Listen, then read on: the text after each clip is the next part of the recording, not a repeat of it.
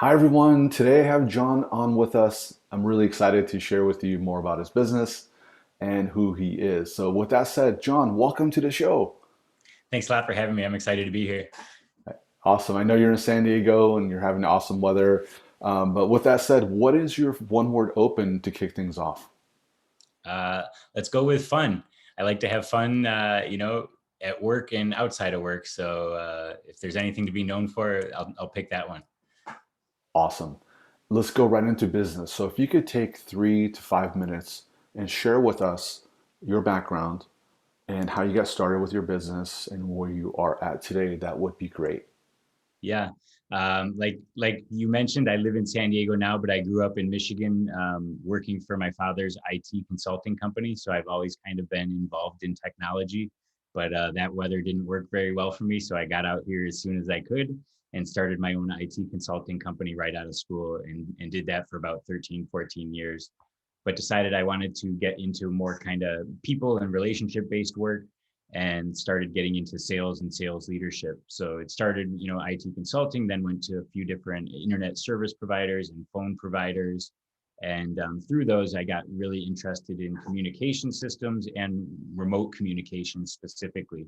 I worked remotely almost my entire career. And now, as a lot of the world has gone remote, since the pandemic last year. And really, as part of that, my co-founder and I wanted to build this system that people could work and communicate and engage from anywhere. Gives people flexibility and it can improve work-life balance, let people have more fun, kind of like I said.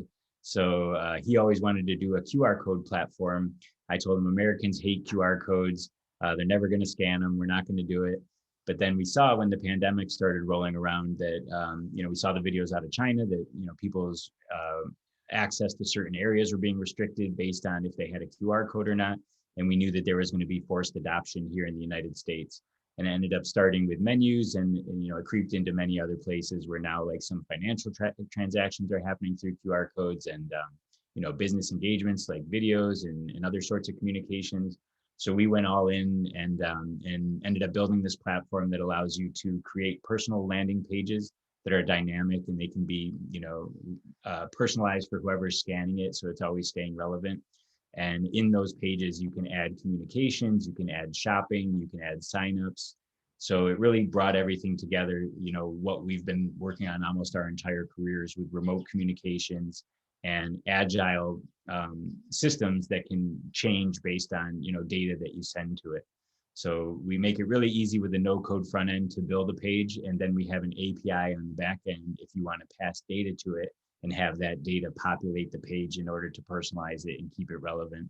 So we work with some retailers that put the QR codes in stores so that people can shop online from in store or get support directly from a product or increase signups for like an email list or text message list or things like that. Really, any digital tools that you're using right now, we make them available offline as well as online through our platform. So just coming to market and super excited about the prospects because it's kind of a wide open frontier right now because so many people have been concentrating online and they kind of left offline behind and we need to bring the best of the digital world to the physical world. So true. With all the changes that we've experienced, like you were saying with COVID, it's just changed the way we do business. And I'm glad that you're writing this, you're creating a solution for the marketplace. That's really cool. A quick side question. So, um, when it comes to the name of your company and your branding, were you one of those founders that just said, here it is, move aside, let's push forward? Or did you get stuck trying to come up with the name and the branding and all that good stuff? Because I know there's two types of founders, right? The ones that get super stuck and like, what do we do? What name and branding? And they could take months. And then there's other ones like we need to go to market and here's the name. No matter what the name is, we're going to be super successful. So were you which one of the two were you when you launched? Well, to be completely upfront with you, we had a pretty major pivot when the pandemic came around to go to the QR platform. But prior to that, I think this is the third name that we've been known by. So we always kicked the branding down the road, and we felt like if we built a good product and had customers using it, we could worry about that down the road. And to be totally frank, we still don't even have a logo or mark that we are in love with or anything like that. I just started talking to some people recently, the past week or two, about getting serious about that. we kind of wanted to prove out what we were doing before worrying about that type of stuff. And maybe that's to our detriment, but we thought that the product and the value that we were providing people were more important than what our name was or what the colors were and things like that. We probably should worry about it more, but we both kind of come from a more technical background than marketing background. So if we didn't do it ourselves, it usually didn't happen. And luckily, my brother-in-law is a creative genius and works for marketing agencies. So we ended up loving the name that he came up with.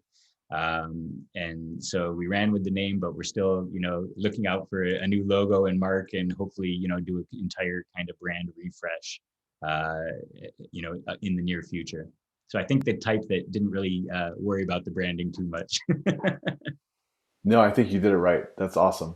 Let's talk about recent wins, John. So if you could share with us a recent win that you've experienced in business context, and what was your takeaway from it?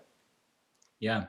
Um, we got a pretty big name retailer using our software, and it ended up only being about a 9-day sales cycle, which is pretty rare. Number one, that they would work with a company our size, and number two, to do an enterprise sale that quickly. And people ask how we got it and how we got it that quickly. And, it was through a connection that I had made. I did a cold outreach to someone, built a decent relationship with that person. They introduced me to someone else, and then that someone else introduced me to the eventual customer. And it really just kind of reinforced that how important the relationships are, and that if you treat people well, eventually, even if it takes a while, good things are going to come out of that. So in the actual sales cycle was super short with that customer, but it was about 6 months of, from when I met the first person to when they introduced me to the second person who introduced me to that customer. So just kind of, treating people right and building strong relationships without necessarily trying to push your solution, just trying to figure out what problems people have in the market and then seeing if what you have is a match for that. What a great story. That's awesome. I love hearing success stories like that. It was a fun one. Yeah. How about on the other side of that? So let's talk about failure. What does failure mean to John? And what's a recent failure that you had? And what was your takeaway from that? I have tons of failures. That's an easy one. It's easier for me to talk about my failures probably than my wins because I hate losing. And I remember all my losses like back to grade school way more than any of my wins. And, I don't like pine away at it all the time, but I always do use it as motivation. And almost all my failures like involved ego, where I like let myself get ahead of myself, or, there was one that I was like handpicked to get this job. So this was a few years ago, and I didn't really take the interview seriously because I knew that the job was mine, and got a little ahead of myself and ended up not getting the offer because I didn't take it that seriously. And, I wasn't sure that I wanted the opportunity or anything, but I've learned since then, like, hey, check the ego at the door, bring your full self to the opportunity and then decide if you want it or not. And almost every case where people run into problems or have failures, it's usually their ego, but there could be other factors. It could be market conditions, other things. But I can't be afraid to fail. If you're not failing every once in a while, I don't think you're like pushing yourself or stretching yourself far enough. And I like to create new things that haven't been done before, and most of those things are going to fail. But if you hit one that works, kind of like in baseball, you make 1 out of 3, you're in the Hall of Fame. So if you want to do new stuff and build something cool, you can't really be afraid of failure, and you just have to jump out in front of it and kind of take your lessons from those losses and be stronger for the next time. And because I had so many bumps and bruises over the years from my career, I feel like right now I'm the strongest I've ever been. Well said. I think that was a really good takeaway for all of us listening. So I appreciate that. If you could go back in time and you had 30 seconds and you're sitting in front of your 21-year-old self, John, what is that advice that you would give yourself in 30 seconds? I guess aside from go all in on Bitcoin, because it wasn't around then, it would probably be, don't be afraid to ask for help. I always did everything by myself, and I figured, oh, I can figure it out. I'm good at this, whatever. I'll work through it. But I probably wasted a lot of time spinning my wheels when I could have gone to someone that had been through that situation before and gotten advice from, a respected person that could teach me some stuff. And again, that probably came back to ego. that I didn't need any help. I could do everything myself. And in the past few years, I've opened myself up to asking for help, and it's really been transformational. And my network has grown a ton because of it. And I always try and give back to other people as well. But I was never the one asking for help myself. And probably, would have been retired by now if I listened to my Bitcoin self. But asking for help has also been, pretty transformational. Awesome. Um, what's that one question that you wish I would have asked you in this interview? And it could even be a question you've answered before. So if you could, that's your favorite. So what would that be if you could share with the audience what the question is and your response to it? Huh, this is a tough one. I like your questions. I think I like stuff outside of work. So, maybe some topics, like what do you do for fun or what's important to you outside of work? And for me, it's, always my family and my friends come first. And that's what really drives me. But I love playing basketball. I love eating tacos. I love good weather and dancing to good music. Haven't been to any concerts in, a year and a half or whatever, but I love seeing live music and live comedy. So it really, kind of goes back to that first word. I like having fun in my personal life, and I like having fun at work, and I like working with other people that enjoy having a good time also. And I think, if you're not having fun, you're not doing the right stuff, because, what else is there? Time is valuable and precious, and you want to enjoy the good times with the people that you care about. That's so true. I think it's all connected, like you said. So if you're not having fun and you're not around others and enjoying yourself, family, friends, all that, then it's hard to grow, right? It's like, why are we doing this, right? Yeah. Yeah, that's really cool. So let the audience know how they can find out more information. If you want to give out your website address and your handles, if they have any questions, or if they want to, find out, any questions to follow up on this interview, that'd be great. Yeah, I have one of the most common names around, Jon Stern. So it's pretty hard to find me on Google. But I do have Jon, Jon at ringpin.com, ringpin.com. And that's probably the easiest way to get a hold of me. And I'm pretty responsive. So if anyone shoots me an email, I'm happy to get back in touch right away. Awesome. And if you could also let the audience know, I know you help, you've mentioned a few types of companies that you help, but if you could give us your sweet spot clients that you typically like to help, if there is that sweet spot, if you could just share that real quick, Yeah. who is your sweet spot potential Yeah, client? absolutely. Anyone that has a physical product or location is really good for us, because we can add the digital experiences to those. So if you're like a physical retail store or an e-commerce shop that is shipping out a product, those work really well. And kind of the other area that we're doing is a lot of like B2B corporate gifting or swag companies, because we can add personalized videos to those gifts. So you send somebody something and they can play a video saying like, hey, great to see you, click here to book a meeting, or click here to buy the product, or click here to know more.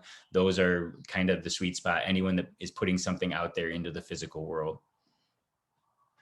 Awesome, John. If you could sign us off with a one word close, what would that be and why? Hmm.